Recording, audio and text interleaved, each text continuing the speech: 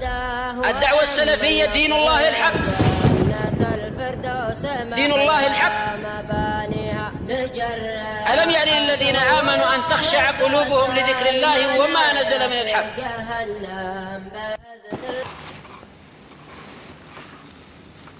Baik, 6. Kita nyambung yang kemarin ya. Jadi kemarin kita sudah bahas tentang Torah ya, sebagai pengantar Tanakh.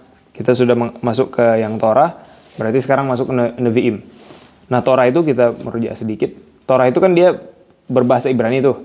Bahasa Ibrani, jadi kitab ini bahasanya aslinya bahasa Ibrani. Torah itu bahasa Ibrani. Taurat yang diturunkan kepada Nabi Musa itu bahasanya bahasa Ibrani. Kalau Injil bahasanya apa? Injil itu bahasanya Nabi Isa itu bertutur kata sehari-harinya dengan bahasa Aramaik, dengan dialek Suryani, bahasa Suryani.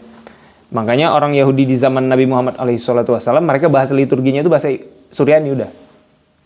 Makanya yang disuruh Nabi Muhammad itu Zaid bin Thabit untuk belajar bahasa Zaid bin Thabit atau Khuzaimah bin Thabit. Zaid bin Thabit ya, masih muda waktu itu, 17 tahun. Disuruh Nabi SAW belajar 17 tahun kalau nggak salah. Suruh belajar bahasa Suryani. Ya, jadi yang disuruh Nabi itu belajar bahasa Suryani, bukan bahasa Ibrani, karena memang bahasa liturgi orang Yahudi waktu zaman Nabi Muhammad SAW itu bahasa Suryani, bukan bahasa Ibrani. Bahasa Ibrani itu bahkan kalau kita baca di di Wikipedia atau semisalnya, itu sempat hampir mengalami kepunahan saking jarangnya dipakai gitu, karena sudah tergeserkan dengan bahasa Aramaik tadi. Oleh sebab itu makanya bahasa Ibrani yang modern ini cenderung berbeda dengan bahasa Ibrani Alkitab. Begitu, karena sudah banyak terpengaruh dengan bahasa-bahasa asing atau mungkin kosakata yang baru yang dibuat oleh Eliezer Ben Yehuda itu. Nah, dan itu usaha mereka itu untuk membangkitkan bahasa yang sudah hampir punah itu sudah cukup diacungi jempol juga, karena nggak mudah menghidupkan bahasa yang sudah hampir punah itu. Gitu ya. Walaupun tidak sama persis ya, tapi usaha mereka ada, gitu ya. Bahkan ya bahasa Ibrani Alkitab ini Tanakh ini dengan dibandingkan bahasa Ibrani Talmud juga cukup berbeda sebenarnya. Begitu. Oke, nah jadi Torah itu Taurat itu atau Torah dia terdiri dari 5 kitab Musa ya. Yang pertama kitab Kejadian, Keluaran, Imamat, Bilangan, Ulangan. Nah mereka meyakini ini tulisan Nabi Musa. Begitu, asli tulisan Nabi Musa, meyakini mereka. Walaupun kalau ada orang-orang Yahudi yang liberal lah, orang Yahudi liberalnya, biasa setiap agama punya orang liberalnya kan, yang menyusup di tengah-tengah umat tersebut. Nah, orang liberal Yahudi ya mereka ya namanya orang liberal, ya kan. Mereka bahkan tidak meyakini Taurat ini benar-benar adalah pedoman hidup bahkan kan begitu. Ya wajar juga sebenarnya. Karena banyak kontradiksi juga. Nah, cuma ya poinnya adalah mereka meyakini Torah itu yang berisi dari kisah penciptaan alam semesta, dari Kejadian pasal 1 ayat 1 itu, sampai kitab Ulangan.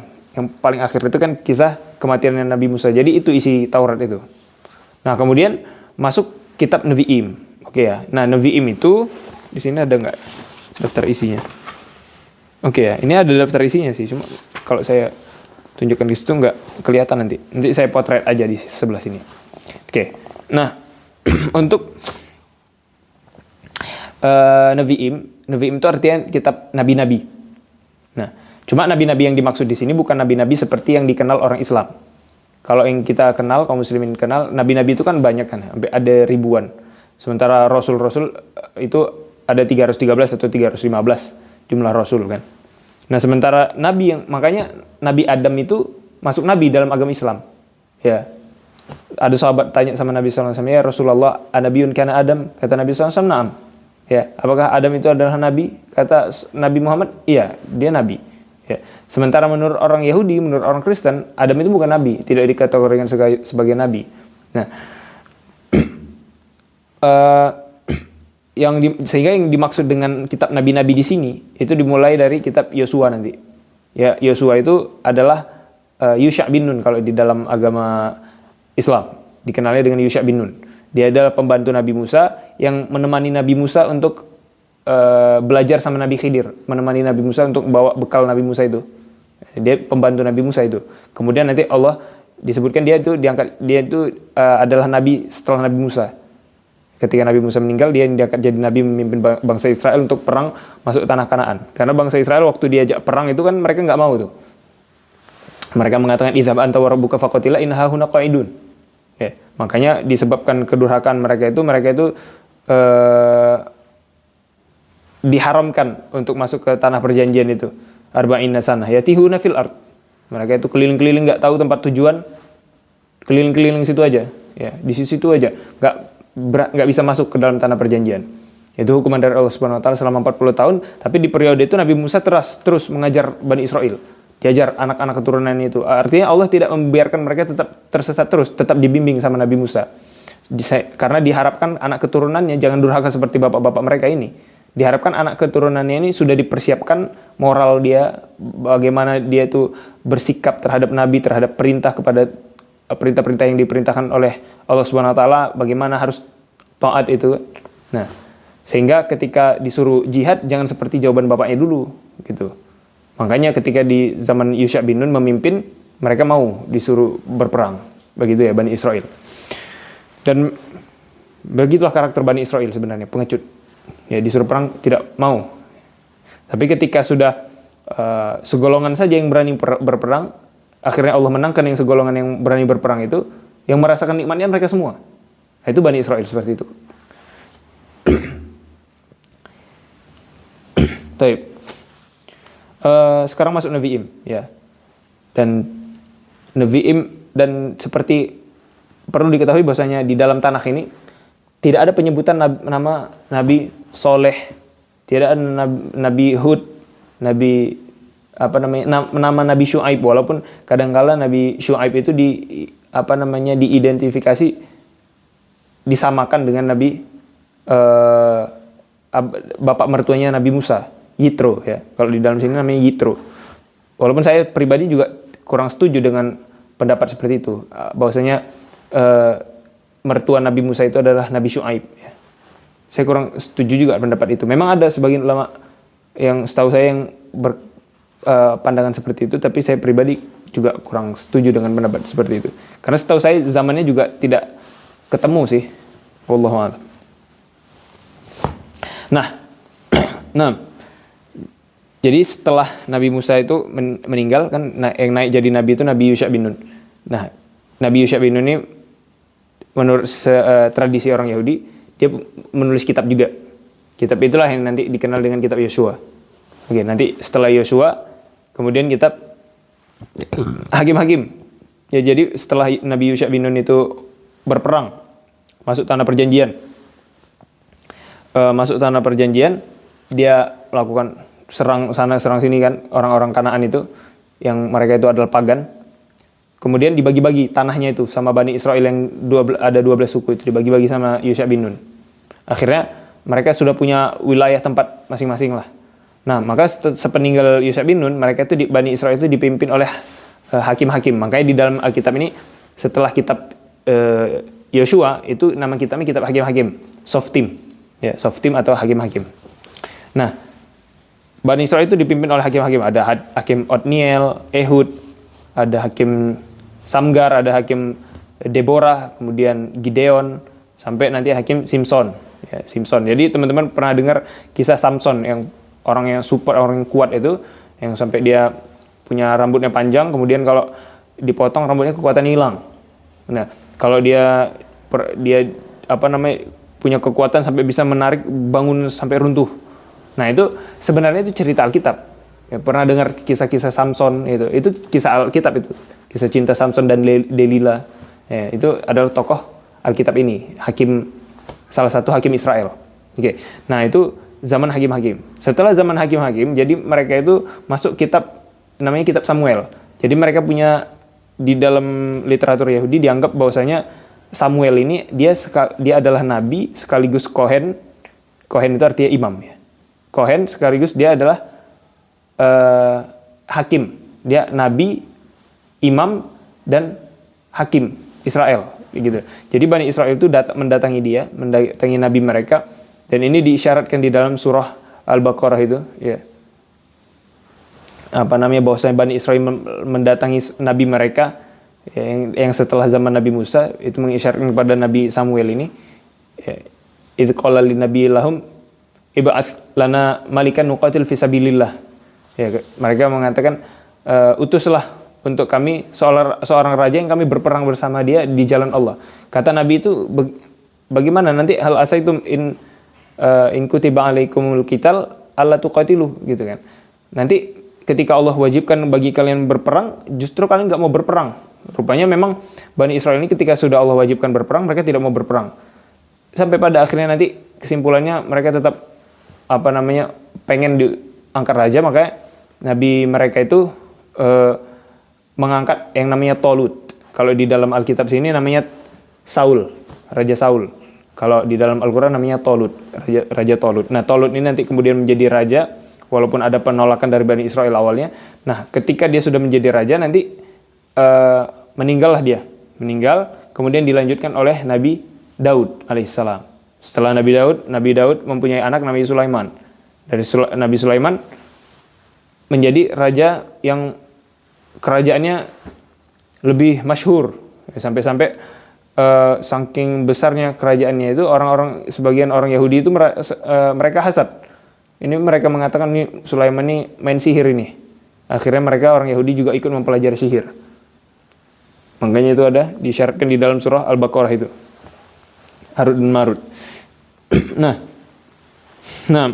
itulah kerjaan Bani Israel. Ya, sama Nabi sendiri pun hasad.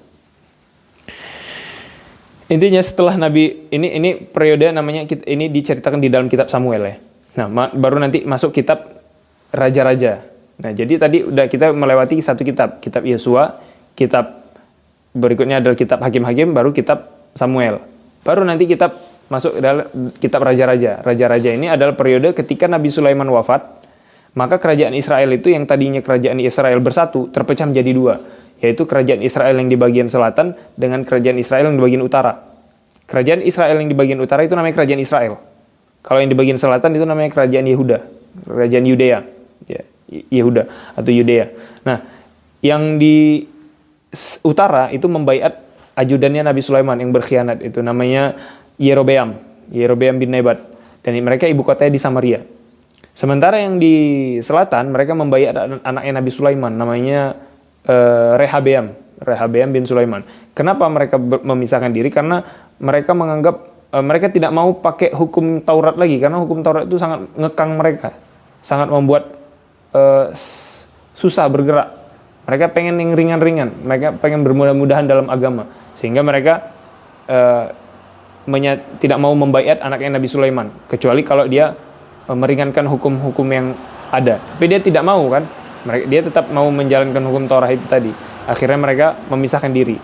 Nah, yang membaiat anak ajudannya Nabi Sulaiman itu yang berkhianat itu sekitar 10 suku. Sementara yang membaiat anaknya Nabi Sulaiman itu cuma 2 suku, yaitu suku Yehuda sama suku Benyamin.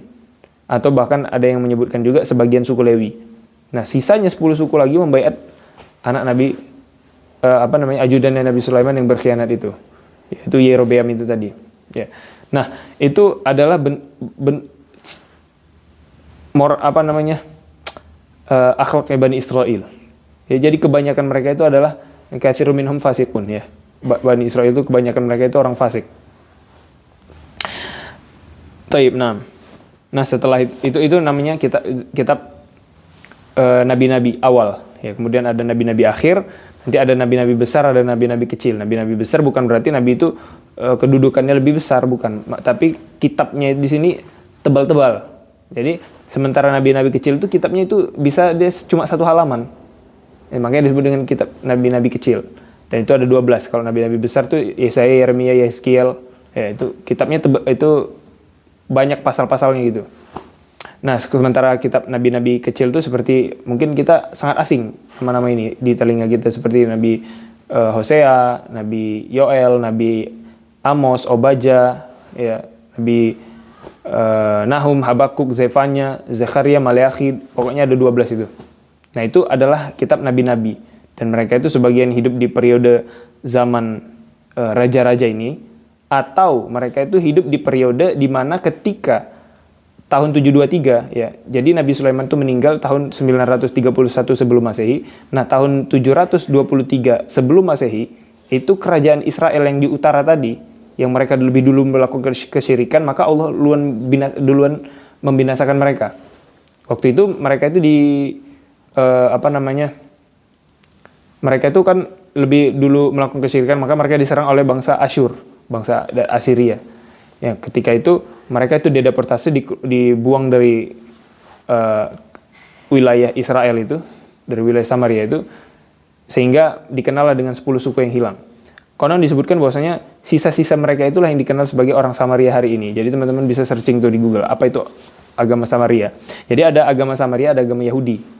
Nah, sementara perbedaannya agama Yahudi dengan Samaria, mereka sama-sama kalau persamaannya mereka sama-sama mengaku mewarisi Tauratnya Nabi Musa. Ya, walaupun Taurat mereka ini nyaris berbeda. Ya, mungkin kalau nggak salah itu ada 6.000 perbedaan antara Taurat Samaria dengan Taurat Yahudi. Nah itu. Nah cuma orang Samaria ini bisa dibilang ya, untuk lebih memudahkan teman-teman dalam memahaminya, permusuhan antara orang Samaria dengan orang Yahudi itu seperti permusuhan antara Sunni dengan Syi'i. Dengan orang Ahlussunnah dengan Syiah. Itu gambarannya.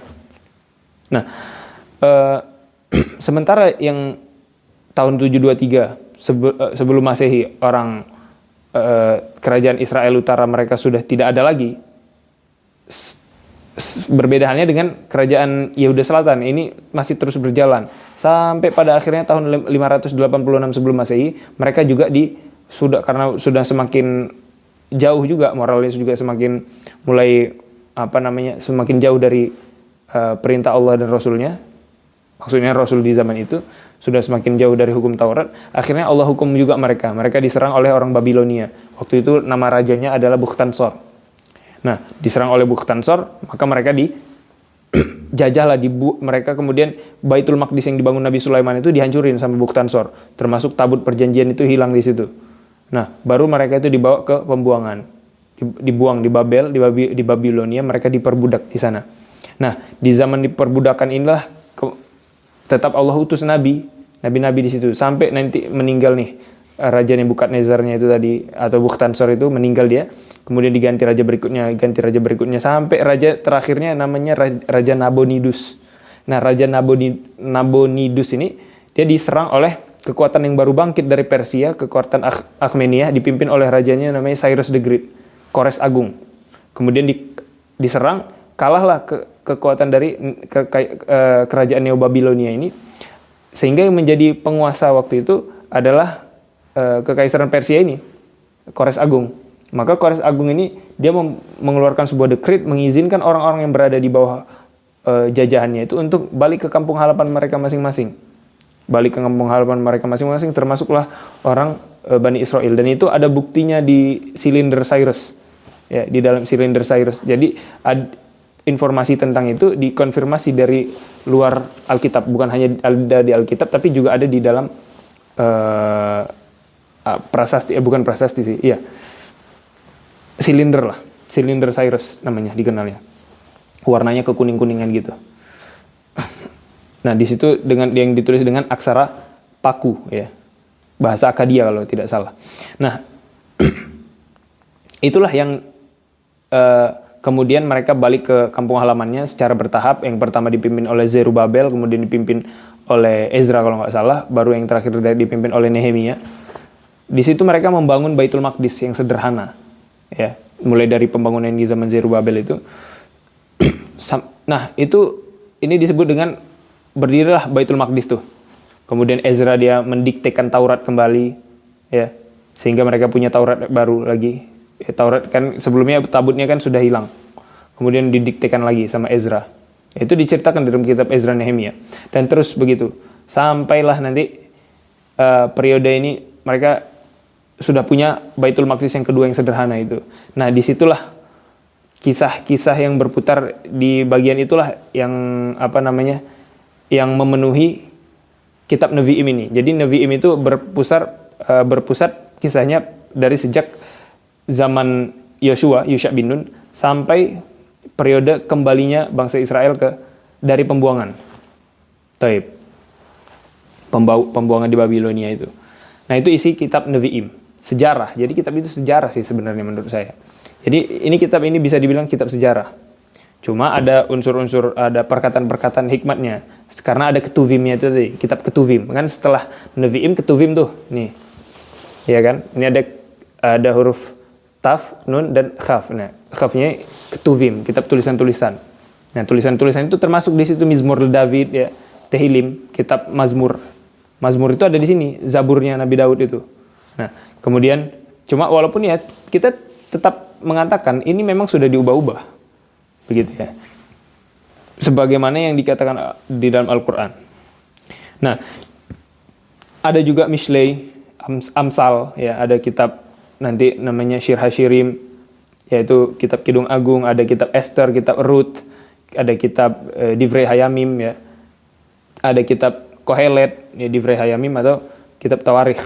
Ada kitab Kohelet, ada kitab Eichah, kitab Ratapan, kitab Kohelet, kitab Pengkhotbah.